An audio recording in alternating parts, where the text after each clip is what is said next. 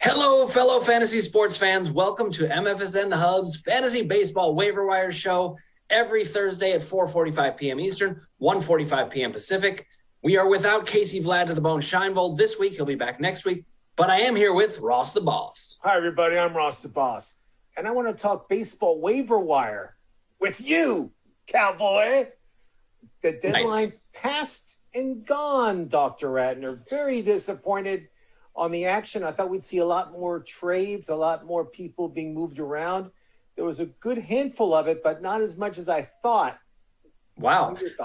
Well, it's interesting. I mean, to say that I'm disappointed at a time where players like Juan Soto were moved around or Josh Hader. I almost called him Bill Hader. I'm a fan of Barry, but Barry was not on the move. I mean, there was some big names moved around here and some big deals. So we're going to get into talking about the winners and losers. As always, I forget to introduce myself. I'm Dr. Dan Ratner. It's good to see you all here. Guys, we have a couple weeks left of baseball waiver wire. I know you're at the end of the season. This is the push. And we've got to make sure that you guys stay on top of it. We're going to run you all the way through August. So August 25th will be our last baseball waiver wire show. And then you need to be prepared because we're jumping over to football. And in November, we're going to jump over to basketball. We're even going to cover hockey. So we got you covered across the board. But if you have questions during September of baseball, don't be shy about asking us. Just put it in the comments. We'll get back to you. There's always players to add. So, Ross, let's start with winners and losers of the trade deadline. Then we'll talk about players to add. So the big winners, I have two teams that are winners. The rest were just like, okay, and then we'll talk about losers. The big winner team I have, drum roll please, Courtney. Okay, good job. Are the Philadelphia Phillies. They got Noah Sharngard, who we call Thor, who or Syndergaard, as we call him in English. They got Brandon Marsh from the Angels, who's an up and 24-year-old outfielder who has great potential, high ceiling, unbelievable. The Angels got rid of him. I'm shocked. I mean, I think this kid has a lot of potential. And they got the closer from the Cubs, Robinson. I know he's 37 years old, but he's been solid this year. He'll probably be the Phillies closer. So the Phillies did well with those. I feel they really filled their needs with those three guys. They got a closer, got an outfielder, and they got a starter. And all they need is their hot stud to come off the DL, and I think they'll do a great playoff run. I don't know when he's coming back, but hopefully it's soon. But and the other team that I thought was huge, and it doesn't take a brain person to think about this, is the Padres. And we all knew San Diego was doing a big push. I told you guys he'll go to San Diego. Juan Soto, he's actually like a guy that comes around once every 10 years. I mean, this guy's a game changer. I can't believe the Nationals let him go, but I guess they had no choice. He didn't want to sign the big deal. So he's in San Diego. I see him there for a long time. I don't see him leaving. And now they have Tatis and Soto together. Oh my God. I mean, they're building a dynasty down there. It's going to be great. They also signed not Bill Hader, but they signed Josh Hader. That's his name, right, Dr. Dan? That's right. I got you confused with Bill Hader. You mixed me up before the show because you were making a joke. So Josh Hader, highest saves in baseball, 29. Best hair in baseball, unbelievable. But Hader's now the closer of San Diego, which I think is great. And they also got Josh Bell from Washington to play first base. And they let Vaught go, and they also let Hosmer go, which are both good moves. And they also signed my guy, Brandon Drury, from the Reds, who first at bat, he hit a grand slam his first game with San Diego. So San Diego made a lot of unbelievable moves. What are your thoughts, Dr. Dan Ratner? I mean, listen, you put it best when you said it doesn't take a brain person. Casey and I would have loved to. I wish he was here for that. He would have loved it. I'm going to tell him about it. But you're right. I mean, the obvious answer is that the Padres were the dominant team. I like what you said about the Phillies, too. I think they made some really nice adjustments. It was really interesting trade, the Josh Hader trade, by the way, because they switched closers. I mean, how often do we actually see that? I know Taylor Rogers is, he was questionable whether he was going to continue in that role, but you almost never see teams be like, let's switch closers. Like, that does not happen. And meanwhile, the guy that the Padres got, listen, I think it's got to make them the favorites probably to win it all. I mean, do they have the starting pitching is still the question, but they add Juan Soto.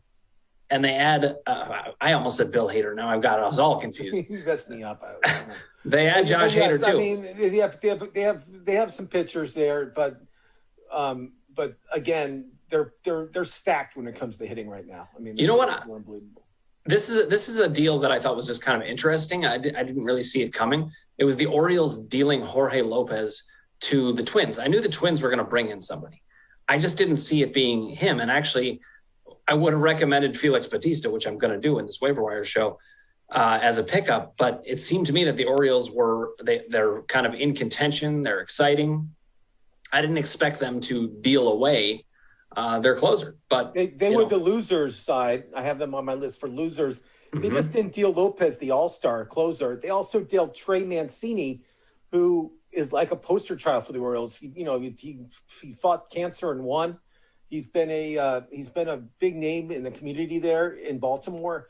I mean, they traded him to Houston, which is a huge get for Houston. I think that's going to put them in contention for the World Series.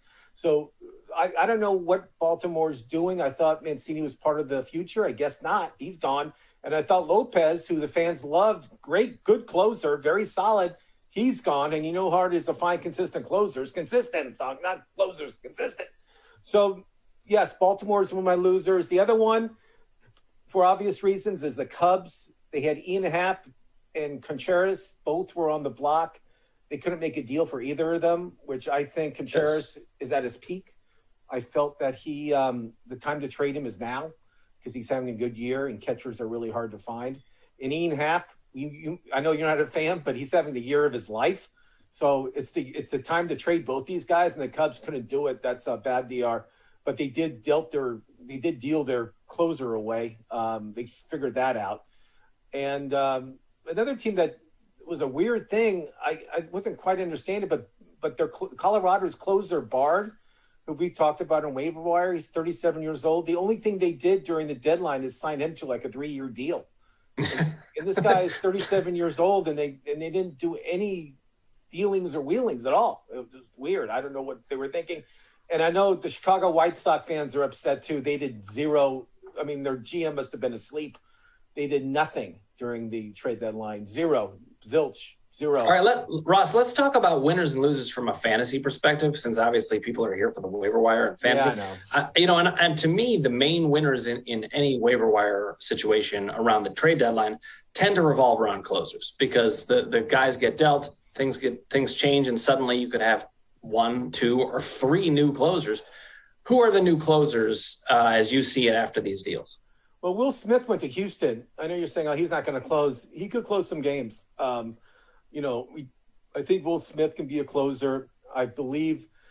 Of course, Hader in San Diego will be. He'll be a closer. And Robinson in Philadelphia, he'll be their closer now. I mean, he's solid. I mean, the guy is 37 years old, but he can still hum about 100. So all 3 of those guys there's some other guys that are going to, like, we'll talk about a little later in the show, that are going to become closers. But again, if I had to pick out of the 3, of course, Hader is my top guy right now. All right, well, let's dive in. We're going to get to catchers first. We're going to go right through. This is 60% and under in rostership in Yahoo. Ross, who's your catcher pickups of the moment right now? So somebody that's an all-star who for some reason he's not over 50%. He's not even over. I don't think he's 40. Is Jose Trevino of the Yankees. For the past 2 weeks, he's in .333, 3 home runs, 7 RBIs. He's having a good year. He's playing for the Yankees, that solid lineup.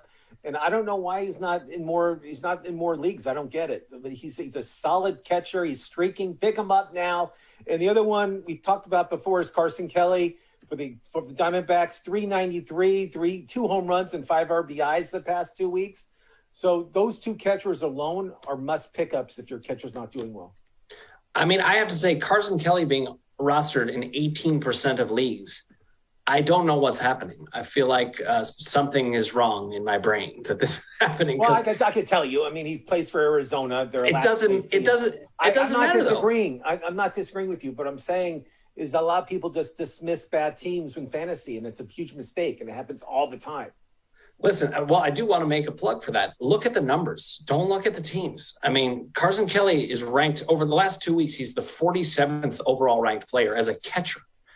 I mean, people should be all over this guy. He's clearly the number one pickup. I've got a couple other guys to mention. Elias Diaz in Colorado. It's always great to have a player hitting in Colorado, especially when he's hitting well. MJ Melendez also. These are guys we've mentioned before. But this is the thing about the waiver wire.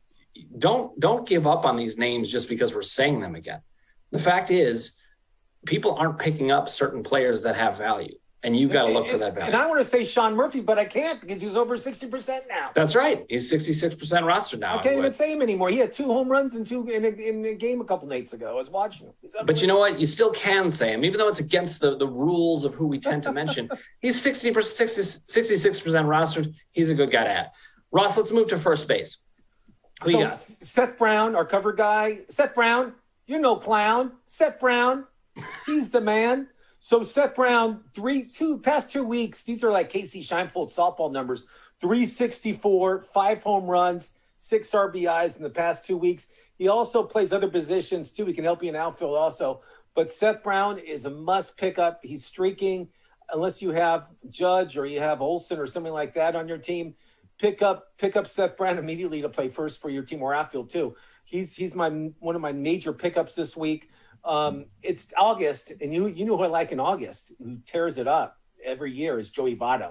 In the past 2 weeks, he's only hitting 250. I know that, but he has 4 home runs and 8 RBIs in these 2 weeks. So I like Joey a lot. And my last one, we say his name every week. I'm just tired of saying it, but Nathaniel Lowe of the Texas Rangers. He's hitting 351 the past 2 weeks, 3 home runs. Again, I mean, if your first baseman's not performing, any 3 of these guys are great pickups.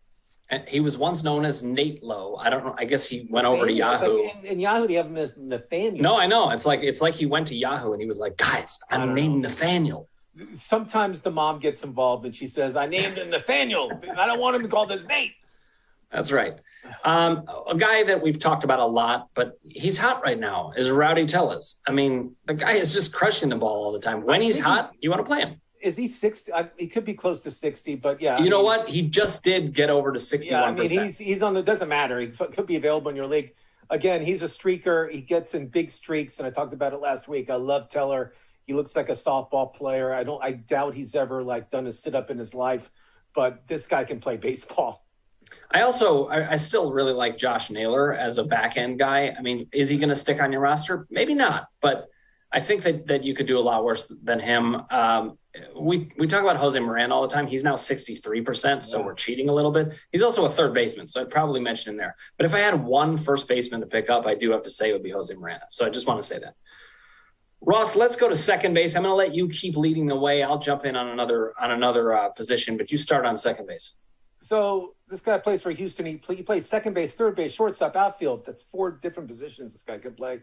Eldimas Diaz, is that how you pronounce it, Mr. Ratner?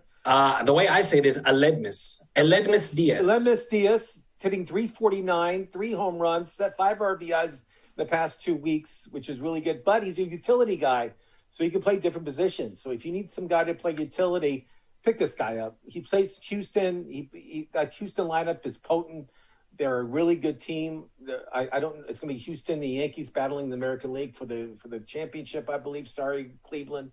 Another guy that's streaking. He's a streaker, but I love him, is Colton Wong. This guy's hitting 447 the past 2 weeks. He has a stolen base and 2 home runs. He goes in streaks. I mean, I can tell you that right now. I've followed this guy for years. He's been on and off my team for years. But if you need a second baseman right now, pick up Wong. He's going to keep streaking.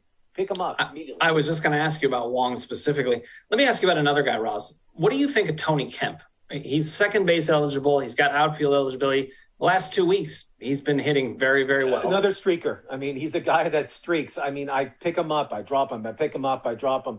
Again, he gets no press. He plays in a very small market team. But long story short, I like Tony Kemp. He's just a very streaky guy. So you want to get him when he's streaking. When he's cold, just drop him immediately. Yeah, no, I'll say I would rather have Jorge Mateo. I think Jorge Mateo is likely to keep his value. Shortstop. I have Jorge at shortstop. Yeah, I mean, you can plug him in whichever position. And listen, when you're looking to pick players up and they have multiple positions, you got to look for what's the weaker position overall or what's the weaker position on your team. Yep. But Jorge Mateo is going to keep his value because he steals bases. And he's got the position. And he's hitting .293 the past 2 weeks with 3 home runs and 9 RBIs. So he's doing everything right now. I mean, he's an all-inclusive guy that can do anything you want. Well, let me ask you this: How about Hassan Kim after the deal? Because C.J. Abrams got dealt. Yeah. Do you think his value goes up now? The same. I mean, he's a guy doesn't play every day. He comes in. He's a really, really good player. I mean, I like him. The problem with him is he just doesn't play every day, and it scares me. So I just keep him off my rosters because you want a guy that plays every day. You don't want some guy that's going to, pitch hit in the 9th inning. That doesn't help your stats at all. But I do like him. We'll see what is after all these trades and with all these other guys that are on the Padres. Let's see where he falls in, and maybe he'll get more playing time. You never know. All right, we're going to move over to shortstop, and I'm going to lead off because there's somebody I was going to say for second base, but I realized he qualifies at shortstop. And to me, shortstop is actually thinner right now than second base. So, your point about Jorge Mateo may be particularly valid now because he qualifies as shortstop. But I've been beating the drum for this guy a long time. I totally realize that he has been not hitting well the last 2 weeks, but Nico Hoerner should still be rostered all over the place. I mean, he's going to come around. People panic too much about these slumps. I sometimes see people in chats and they're like, he's over his last 8. I'm like, that is such a small sample size. You should not be judging that. Even a 2-week period doesn't matter so much. Nico Hoerner's been doing it all season. I still have him as one of my top pickups at short. Who do you have? Elvis has entered the building. I don't know if you've seen the new Elvis movie. It's unbelievable. You should I haven't seen it yet. Unbelievable. Elvis Andreas plays over in Oakland. He was in Texas last year. Elvis is hitting .333, has a stolen base in the past 2 weeks. Not much power, but he gets on base. He likes to steal. And, he's hitting way above the league average. And if your shortstop's cold like Nico, pick up Elvis because he's hot, hot, hot. Another guy that's hot, I mean, you talked about Colorado, how valuable these hitters are, especially in August in Colorado because the ball – flies out of Coors Field, is Jose Iglesias. He is hitting .354 the past 2 weeks. Not a power guy. He can steal some bases, but he's getting on base like crazy. And again, Jose Iglesias in Colorado during the summer is a really strong pickup, especially for teams weak at batting average. So there you go. All right, we got a couple comments coming in. This is from Chris Atwater, one of our very favorite people on the show. He was really drunk at my wedding, but keep going. Yep. Every time Ross pretends he was at his wedding, even though he was at mine, but it's become a joke that you guys hopefully continue to appreciate. So he asked about a couple shortstops here. He asked about Aledmus Diaz. He asked about Jorge Mateo, but he added one other name that we have not talked about. Both of those, Chris, but yep. Well, it's not his fault. I may have mentioned it too late, but how about Elvis Andrews? He brought up Elvis Andrews, shortstop. Ross, what's your take on Elvis? Again, young shortstop, a lot of potential, high ceiling. He wouldn't make my to pick up list so quickly, but again, if you're in Dynasty, pick them up. If you're in one of these leagues where it's a huge keeper list, I like Jeter Downs too for Boston. He just sent him down, but again, you see the joke there, Downs down. But Andrews is definitely part of the whole new clan that's coming in the next 2 years that are going to take over that shortstop position. But I like him a lot. All right. So you're saying Elvis has entered the building. He's also left the building in this case. Yeah. And you're saying the new Elvis movie is good. I'm not a big Baz Luhrmann fan, so I'm not sure. But I love talking about baseball players named Elvis. And meanwhile, Elvis Andrews, he's had some great seasons, and he can turn it on. So you could certainly do a lot worse than that. Yep. Okay, let's move to third base. Oh, actually, Chris Atwater has one other guy to mention, not a shortstop guy, but Lyodi Tavares. This is a guy I love him. I've been talking about him beating his drum for the past few weeks. He's over 60%. But I play him in daily fantasy. I play him all the time. He plays in Texas where it's easy to hit home runs in the summer. And again, him and Seager are my two guys I usually start if I'm playing daily fantasy. But again, I love this guy. I think he has huge potential, and if you can pick him up for especially your dynasty leagues, he's a must keep. He's great. Well, guess what? He's actually only 55% rostered. Yeah. Don't know how, but Great pickup. Yeah. Thank you for mentioning it, Chris. He steals too. Yeah, keep, and he's been doing that for a long time, so we know that he can do it. Let's move over to third base, last infield position. Ross, I'll let you start us off. What you got? Jamier Calladero for Detroit. I've been pounding. Candelario. I will help you with pronunciation. Last 2 weeks, 277. Last week he was like over 300, but 277, 4 home runs, 9 RBIs. He plays in Detroit. They're probably the worst team in baseball, but as we talked about, doesn't matter. I think he'll just keep on hitting home runs and they'll probably get the average up a little higher. J.D. Davis, you're saying, why am I bringing his name up? He was just traded from the Mets to San Francisco. Anytime players get a new scenery, I always think there's like a little jolt. You know what I mean? I always feel like there's a jolt. He's hitting 286 the past 2 weeks with a home run, but I feel his numbers are going to just get better and better playing on a new team. I think he just needed some confidence, and he wasn't playing every day in New York. So I feel for right now, it could be a good pickup. Evan Longoria is their other third baseman. I have no idea when he's coming back. He's hurt. I have no idea. But again, I like Davis a lot. So those two guys are my third base is the weakest position for me this week, but keep going. Listen, third base has been the weakest position all year, hasn't it? I mean, it's really been tough. Unless you have the top tier guys. I mean, if you don't have the top tier guys, I mean, I have Matt Chapman, and Chapman the past 2 weeks has been the highest performer at third base. I mean, he's been just tearing it up.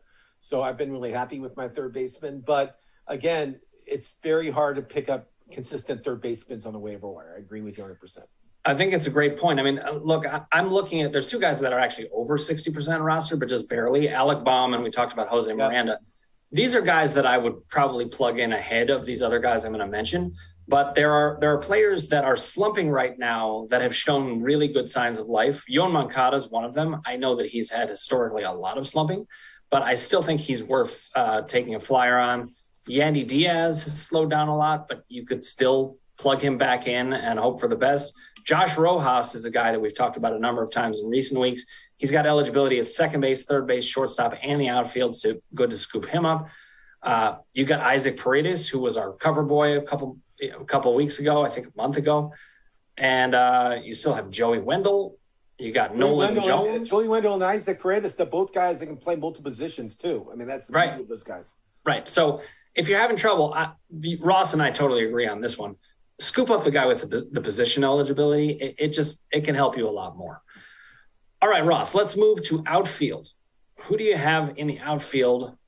I'll be nice because I know you're a big Cleveland guy. Yes, you're going to let me do it. Thank you. Even though you're not in Cleveland right now, you're on vacation. He's not kidnapped everybody. He's not in Russia.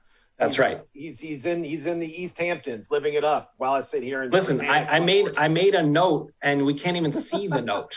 I'm in such trouble that you can't even see what it says. Save me from.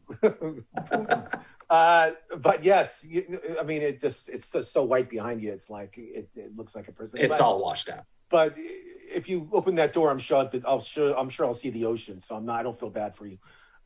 Stephen Kwan of the Cleveland Guardians, 375, 4 stolen bases, has a home run also. I love this guy. He's a California kid. I love him.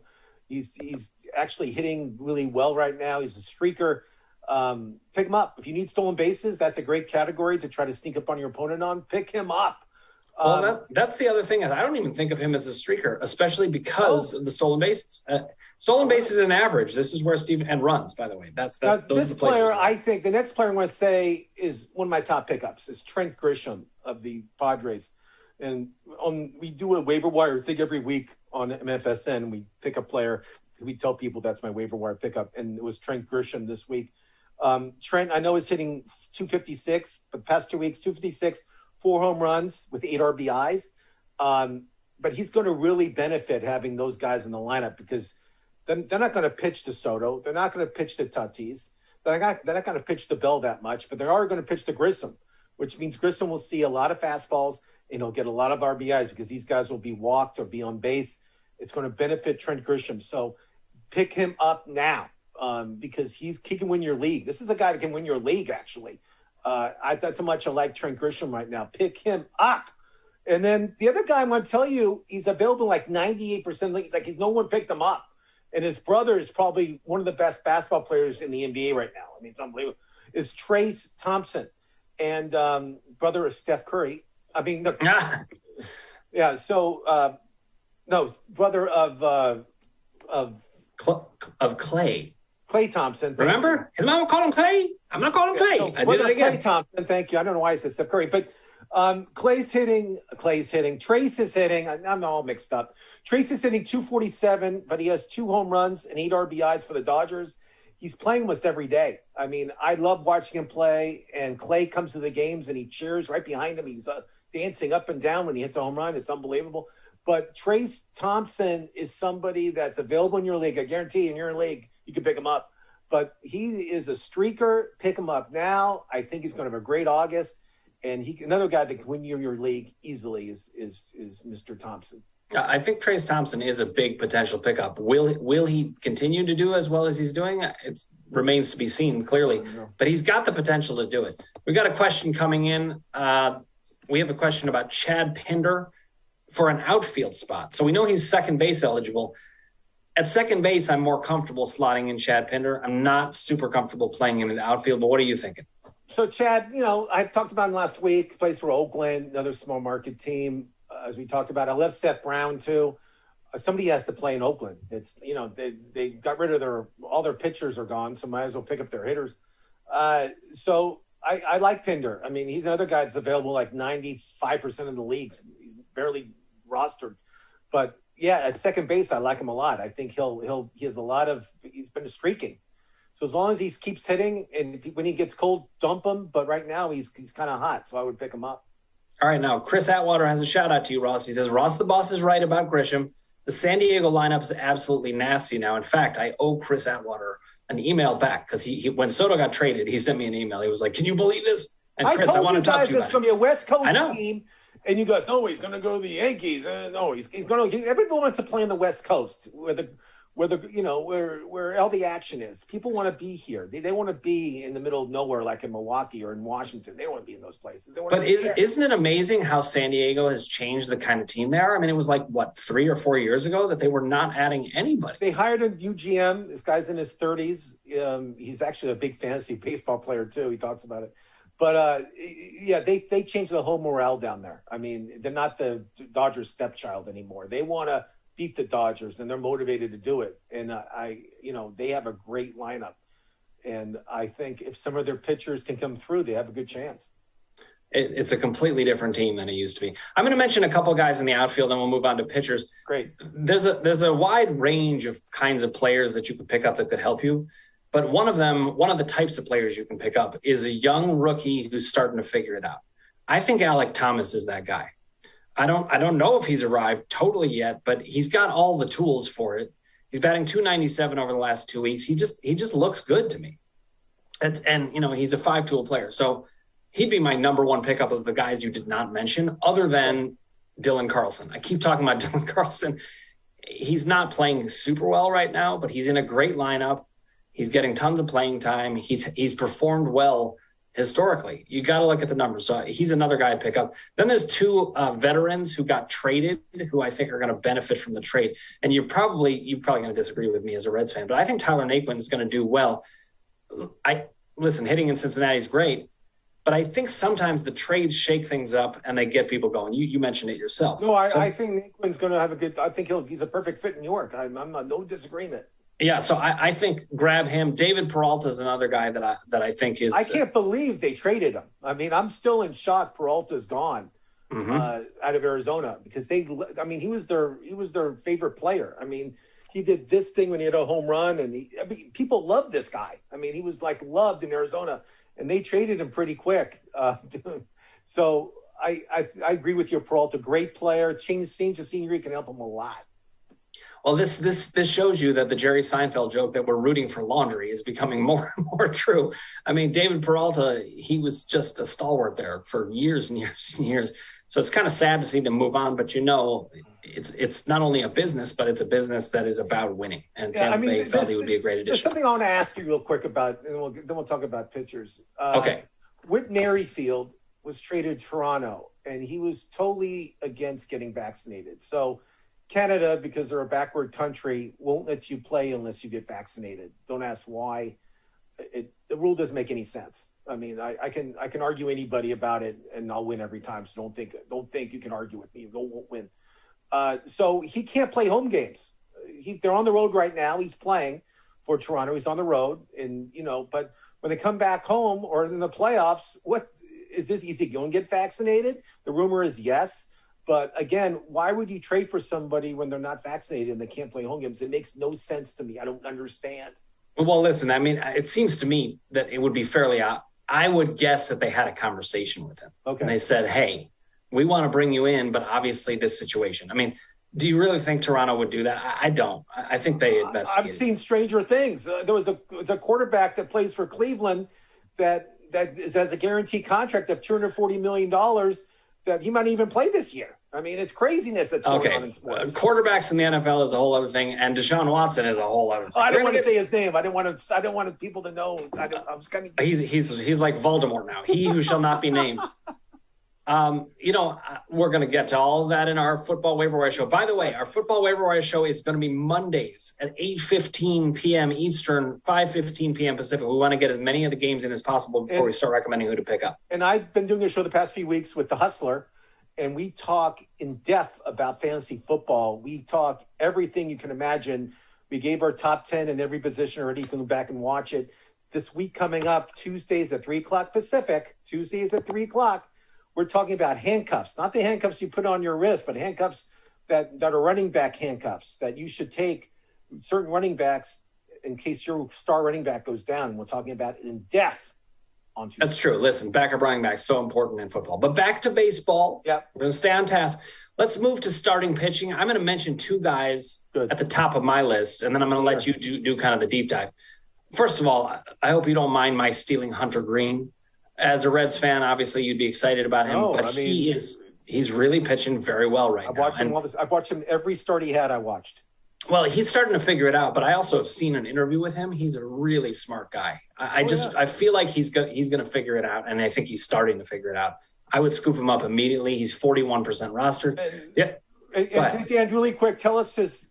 Because you love this stat, his innings compared to strikeouts. Tell us that real quick. His strikeouts per 9 is 10.22. And you want it to be above 9. That's very good. But his strikeouts to walks is 14. He's finding his control, and that's big trouble for. I mean, this kid, he's born and raised right near me in California. I saw him pitch in high school. I know his dad. Unbelievable arm. He does get rocks sometimes. The ERA is still kind of high. But his last outing, I believe he pitched 6-7 innings and gave up one hit. I mean, this kid is going to be really, really good. He's the future in Cincinnati. But you're 100% right. If he's available in your league, if you need strikeouts and if you need anything, just pick the kid up. He's doing great. All right, now another guy that I was going to mention. This guy has surprised me, but I want to give a shout out. Groovy T has joined us, and he's saying Detmer's is looking great. So read Detmer's. He is looking great. I mean, I didn't buy it. The Angels are just giving up the season with Trout hurt, and they trained away. It's true. He's not going to get you a ton of wins. Showing guard. I mean, they're trading away like their whole team. I mean, just all right. But his strikeouts per 9 is 13.5. I saw that. His ERA is over 4, but keep going. No, over the last 2 weeks, his ERA is 0.75. Yeah, but for the season, I'm talking about. Keep going. Sure. And meanwhile, he had a no-hitter mixed in there. So, his numbers are all crazy. But listen, I took a look under the hood of Reed Detmer's, and it didn't seem like he was worth the pickup. He seems to be delivering. So I would say pick him up and run with him the rest of the year. Only 41% rostered. Ross, I'll turn it over to you for some other guys, and then we got some comments coming in. So Trent Lyles of Baltimore, 2-0 the past 2 weeks, 2.12 ERA. Pace of Baltimore, that stadium is built for pitchers, especially home pitching. If he's pitching at home, pick him up, start him. He's pitching really well. I like this kid, Lyles. I think he'll be one of the top pitchers in Baltimore for many years to come. Another guy I like is Broxton Garrett of the Boston Red Sox. He's another future guy. He's been 26 strikeouts in 16 innings. 26 strikeouts in 16 innings for the past 2 weeks, he passes Dan Ratner's test. But I know he's 1-2 the past 2 weeks. Doesn't matter. This kid will get you strikeouts. He's getting better and better every start. those are the two hot young guns I like to pick up for the week. All right, listen, first of all, it's not Trent Lyles, it's Jordan Lyles. That's just the only reason I say it, I'm not picking on you, Ross. I'm just saying we need to make sure they know the names to pick up. And Broxton Garrett, meanwhile, is on Miami. I think you have Miami, I meant, right. Okay, just making sure you know. Okay, so I agree with that. I also think that hold on, I was just looking at the list and my screen got switched. So Garrett Whitlock, he's 57% rostered. I still think he's a great guy. We'll talk about him. We'll talk about him now because you brought his name up. So he's been doing relief pitching for Boston. He has a bunch of saves the past 2 weeks. 2 saves. That's right. ERA 1.29, but he's been pitching like 2 inning saves. So you bring him in the 8th and he pitches 2 innings to get the save, which was great. And you know what? That's so valuable for teams when you can pile up multiple innings in middle relief. Yeah.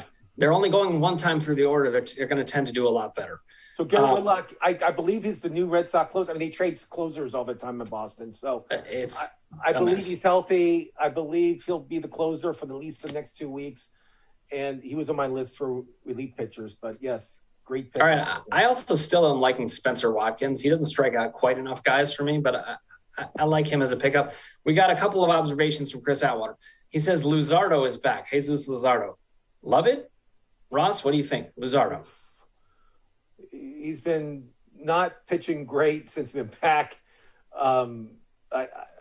He's not gonna. I wouldn't pick him up. That's all. That's my recommendation. Don't pick him up. Okay. Chris also has these questions: is Ashby a keeper? Is George Kirby a keeper? By the way, he says he loves your take on backwards country. How many keepers can you have in your league? I wouldn't. Kirby probably not. I would not keep him. Who's the other one? Aaron Ashby. So let's say it's 6 keepers, like in the league that we know. Yeah, not with 6 keepers, but let's say I'm saying 6 because we're all in that league together. So either of those guys would not be a keeper on my list. But if it's like a 12 people keeper, maybe. Yeah, well, I think Kirby probably is the one that I'd most be looking at, even if it was 12. By the way, he says he loves your take on the backward country of Canada. I apologize to Canada for Ross's behavior. And at the same time, this is a tricky topic, especially for Whit Merrifield.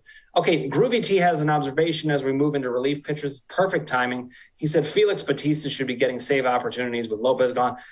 Groovy T, Felix Bautista is my number 1 pickup at relief pitcher because he's pitching really well. He's the clear 8th inning guy moving up to the 9th, and it's on a fairly winning team. Ross, what do you think? 500 team for namesake. Yeah, he was on my list too. I mean, he's somebody that benefited from Lopez leaving the city of Baltimore. Yes, I'll totally pick him up if he's available. Again, Baltimore is not the losing team that we all remember from last year. This team is really well run, and I believe they'll hopefully finish over 500 at the end of the year. We'll see what happens. All right. Now, we also have a question coming in. This is from the Rangers bullpen. What about Jonathan Hernandez? Groovy T wants to know about this. What do you think about him? He could be the winner, or he could be the loser. Hernandez has a lively arm. I mean, I've seen him pitch many times. He's a very, very good arm. I don't know if he's going to get that closer role. We'll see what happens. It's a very weird situation what's going down on there. What I like about the question, though, Ross, is that you have to speculate on some of these guys, especially look if you're really looking for. I would not pick him up. That's me. I will say this: there's other relief pitchers I'd be quicker to jump on. Felix Bautista being at the top. I'm going to mention a couple others. Ryan Tepera is one. I have Ryan too. Yep. I mean, it's not a surprise that the Angels dealt their closer. Raisel Iglesias was a great trade chip. And interesting to see what will happen at the back end of that Atlanta. He went to Atlanta? Where did he go? He went to Atlanta. He went to Atlanta. So I think he's going to be splitting save opportunities, which it decreases his value, but he's still great to have. I think he's set up. I don't think he's going to be closer there at all. I don't think so either. I think he will get some save opportunities, but it'll be more like Will Smith was. So I think he does take. I mean, there's a couple guys I like better. But remember I said this about the Braves. I could see them adding some nasty bullpen guy because they know if you've got 3 great bullpen guys, you shorten the game. That's what Houston did a few years ago, and it totally worked. So, yes. Okay, now Chris Atwater, a Red Sox fan, says this. Don't pick up any pitcher from the Red Sox, no matter what these guys say. So he's warning you off the Red Sox. He knows the inside scoop. Now he has a question. Is Blake Snell back to his best? He looks great recently. What do you think? I was looking at Blake because he's over 60%. He's not under, so let's not pretend. He's a guy that could be potentially really, really help San Diego to get to the World Series. He definitely has the arm to do it. I would say yes. I like Blake Snell. I would ride that train. Good idea. All right. Let's jump back into relief pitchers. I mentioned Ryan Tepera because I think he is going to take over. Also, if you have a lot of room at the back end of your team, add the entire Oakland bullpen. We don't know what's going to happen. But I mean, they'll have 2 save opportunities in 2 months. Listen, first of all, they'll have plenty more than 2 save opportunities. You can get a good 12 to 15 saves out of them the rest of the season. Maybe, and meanwhile, that could be the difference. Listen, you've got maybe a week to test it out. Pick up Zach Jackson. I pick up Zach Jackson and AJ Puck. If I had room for just 2, I'd pick up those 2. I have Puck in our league, so I like him. He's been throwing really hard balls lately, and he's again 0 ERA the past 2 weeks, so I like him a lot. All right. Anybody else to add? So Lou Trevino pitched for the Yankees.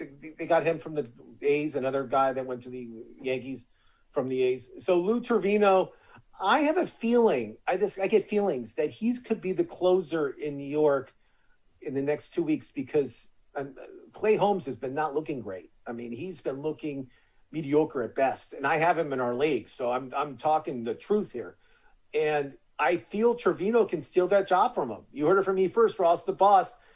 And Trevino came in, I saw him pitch, I think 2 nights ago, and he shut him. He was great. I mean, they were belting whoever was before him. He came in and just closed it down. So I like Trevino a lot. We talked about Kyle Finnegan and for the Nationals. He's been consistent the past 2 weeks. His ERA is under 2. He has like 2 or 3 saves. And you mentioned Garrett Whitlock. I know Chris Atwater loves the Red Sox. He can tell us the same thing. 2 inning saves. That's what the Red Sox do with this guy. They bring him in for 2 innings. He gets the save, and that's it. So out of those 3 guys, it can really help your bullpen. Any 3 of these guys. So pick them up. Really interesting take on Trevino. I think a lot of people are cutting him immediately because they think he's not going to have the role, but you see it differently. Let's see how it plays out. I mean, Holmes, if you look at his past performances, you can look right now. He's been his control's been bad. He's been getting rocked. I know his ERA is still good for the season and all that, but the past couple. Yeah, but you got to look at how it is overall. I mean, Trevino's numbers are terrible for the season. It was all from the start. And the New York media, they destroy people. They love destroying pitchers when they're down. So sure. All that stuff being said, Trevino could be the closer, and Casey Scheinfeld, who's not here, he's a huge Yankee fan, will probably agree with me. We'll see what he says. All right, now listen, we've got a very intelligent audience, and here's a good representation of that. Groovy T notes this. Keep in mind, Oakland won't be blowing teams out. Their wins are going to be close games. So I agree with them. If they're going to get wins, they're going to be in save opportunities almost all the time. We got a couple more questions coming in. Chris Atwater says, is Jason Adam taking over in Tampa Bay? Ross, what say you? Let me weigh in, actually. I don't think he's going to hold on to that. I mean, and you know why? You know I'm a strikeout guy a lot of the time. That's actually part of his problem. He's not striking out enough guys. I don't think that he's got what it takes there. We got a couple other observations. Chris Atwater says, we talk a lot about rookies. Who's standing out to you as rookies? We're going to need to wrap up here. Let's finish up on this. I love Michael Harris for the Braves, even though he's not hitting great the past couple of weeks. Doesn't matter. He steals. He hits home runs. I feel he's going to have a strong August. So for me, I really like Michael Harris of the Braves right now. I wish I can really say somebody else, but he right now is my front runner for Rookie of the Year. But I could be wrong. We'll see what happens. All right. We have an observation about closers, and this is one thing that can happen to people in this trade deadline.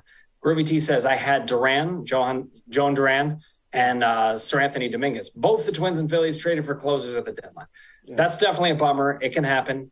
But listen, it's a crapshoot. You speculate on these things that easily could have happened that they would have been winners in this trade deadline. Last question. Olivia's an Alley Boy 760 asked, Segura back from the IL. Is he a must-add? He's available. Ross, weigh in here. He's not a must-add. It depends. Definitely not a must-add. Not a must-add. I mean, it depends on your team and how deep you are. I would not pick him up. I mean, unless he starts streaking. But let him get off the DL. Let him start playing a little bit. Let's see what his stats are.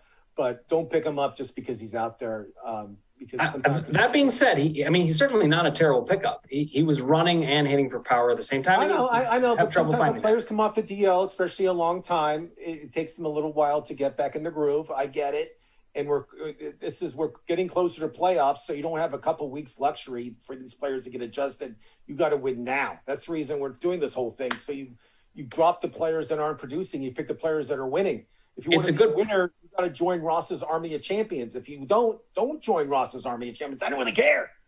But I'm just telling you right now that to win fantasy sports, you got to get the player that's producing, not the player that's potentially going to do it. So yes, don't pick up Segura.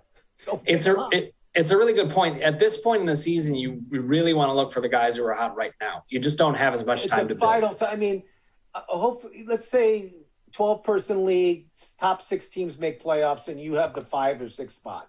So you got to win every week, so you know you're going to be in the playoffs. If you have a bad week one week, you could be out of it. And again, let's say you're one of the top teams, you want to get that bye week. So you don't want to play around with players that are coming off DLs and are not hitting well. You want to get the team that's going to produce the best. And that's what we're telling you to do right now. All right, we're going to wrap up on this. Chris Atwater is pointing out Jason Adam is a 10+ K per 9 pitcher, by the way, in general, but he's got a dip the last 2 weeks, Chris. So we need to check out what that is. You may be totally right, and it's worth saying. Guys, tune in next week. We got the same time, Thursday, 4:45 p.m. Eastern, 1:45 p.m. Pacific. We'll be here. We're going to keep it up for another couple weeks. August 25th is our last waiver wire for baseball, but keep putting your comments below. We'll help you throughout September anyway. And check out our football waiver wire show, Mondays, 8:15 p.m. Eastern, 5:15 p.m. Pacific. Check out Ross's show with The Hustler. It's great stuff, Ross. You keep it up. 3 o'clock Tuesdays. Watch the previous shows. We talked about every position. And now we're going to talk about handcuffs. So it sounds like a sexual show, every position and handcuffs. I don't know. But, I mean, long story short, yes, check it out. We have fun. We make great predictions. And we're going to help you win fantasy football if you want to be a winner.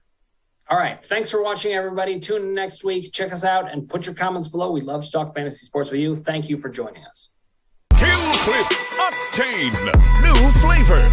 Laser Lemon plus 125 milligrams of clean caffeine. No sugar. 25 milligrams of CBD. Meow available at KillCliff.com.